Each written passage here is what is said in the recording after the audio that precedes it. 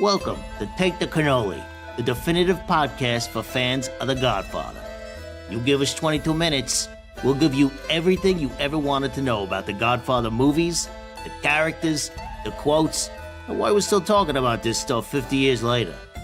Now here's your host, Godfatherologist, Lou Bortone. Hey, it's Lou Bortone. Welcome to Take the Cannoli, the Godfather podcast. And we're going to talk about everything Godfather on this podcast. We'll talk about the impact on the culture, why we're still talking about these movies 50 years later. I'll even throw in some of my own background and why I'm so obsessed with The Godfather. It may have started with my own father. I still have his copy here of the original Godfather novel from 1969. And I remember seeing The Godfather in a drive-in movie theater in Medford, Mass, the Wellington Circle drive-in, back when drive-ins were a thing. And what they would do is they would show two movies. They'd show sort of a family-friendly movie first, and then they'd show sort of an adult feature later on. I think the assumption was, oh, thanks for chiming in there, Rocco and Regina. You'll hear them from time to time. The assumption was, okay, we'll show the kiddie movie first, and then the kiddies will fall asleep in the back seat, and then we'll show a more grown-up feature. So that was the case back in 1970, spring of 1970, I believe, is when it came out. Yep, it came out on my birthday, March 4th, 1970. So I would have been pretty young. In any event, they showed like Chitty Chitty Bang Bang with Dick Van Dyke for the first feature. And then I was kind of a night person. I didn't fall asleep for the second feature like kids are supposed to. So I was kind of peering up from the back seat of the family station wagon saying, what the hell is this? And for me, seeing The Godfather for the first time was an epiphany because I grew up in a very Italian neighborhood. I grew up in what I consider to be the epicenter of the Mafia universe, in New England at least, which was Medford, Mass. And all the wise guys lived in North Medford where I lived. I went to school with them. I played baseball with their kids. I hung out with them, and it was just sort of normal because there were just so damn many guys like that in Medford, Mass. So when I'm watching The Godfather, I'm like, oh my God, I know this is set in the past, but I know these people. These people are so familiar. They're making a movie about us, about guys from the neighborhood, which was crazy. So I think that's when my Godfather obsession began. And in the 50 years since then, I have read the book at least once a year. This is my dad's copy, as I mentioned. I have seen the movies probably 3 or 4 times a year. So that's a lot in 50 years. I remember when I worked in Los Angeles, I was a little bit intimidated because I was a TV radio guy going to, big scary LA to be in the business. And one of the first things I did, and this was 25 years ago, was I watched the 25th anniversary of The Godfather, re-released and remastered on the 25th anniversary at Mann's Chinese Theater. Huge screen, amazing place to see a movie, unbelievable picture and sound. And that just sort of, again, reinforced that this movie is not just a movie. It is a cultural phenomenon. It is a way of life. It is history. It is culture. It is business. And I've always said that this book is a business book. And that's some of the stuff we'll be talking about here. So why do a Godfather podcast? This is certainly not the first or only Godfather podcast. Sometimes I listen to one called The Godfather Minute, where these two guys take each minute of each film and dissect it, which is pretty cool. So we'll do a little of that, but really going to focus more on the big picture of The Godfather, the business lessons, the management secrets, the ins and outs, the characters. So we're going to go deep. We're going to go well into all this cool Godfather stuff. And I'll tell you not only about my experience with it, but we'll have guests on from time to time. We'll talk about their experience with the trilogy. And again, I just watched the movies. They show them on the AMC cable network all the time. So I've been picking up bits and pieces again. I recently, and I love doing this, I had a friend who was not born in America. And she was born in Latvia. She lives in Italy now, ironically. And she wanted to see The Godfather because she had never seen it before. So, of course, I found it and, queued it up. And it was kind of cool. And I'll tell you later on about her reactions to seeing The Godfather for the first time. So there's so much to unpack.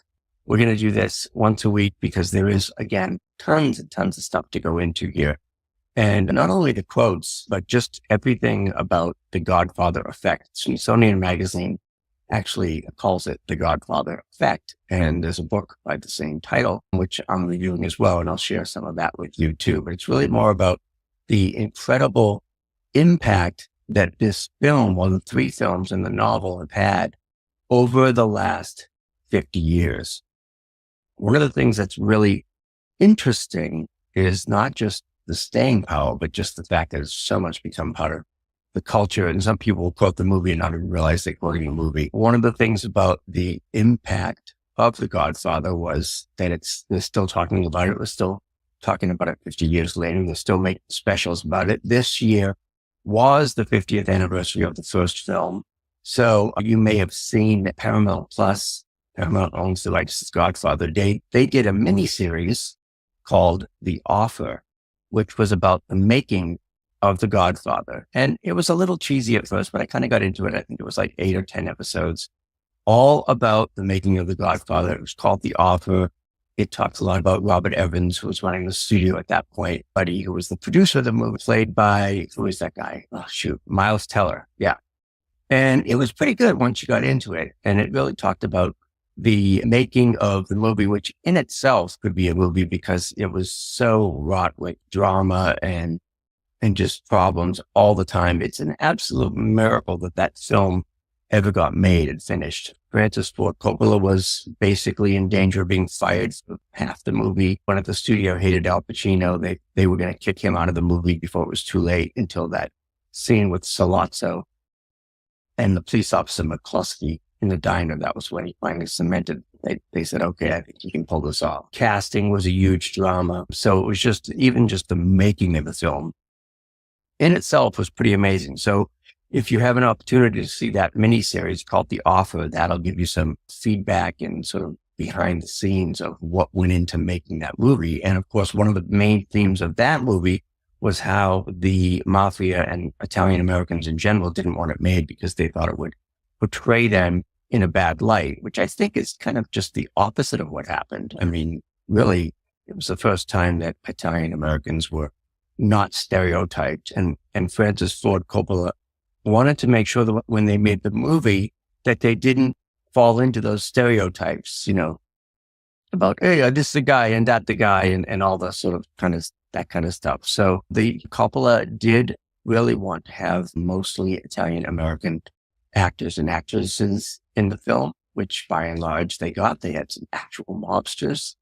people who had been involved. Carlo, Johnny Russo, I think his name is, who played Carlo, had some loose tie. The actor who played Luca Brasi certainly had some ties to the mob. But in any event, it was very, very authentic.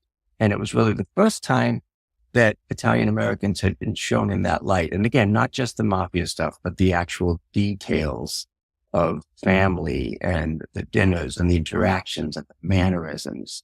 So it was pretty brilliant in that regard as well. And I think that's one of the reasons why it had such an impact on me at a very young age, having grown up in, the mob capital of New England, Medford, Mass, where, guys going away was not an unusual thing at all.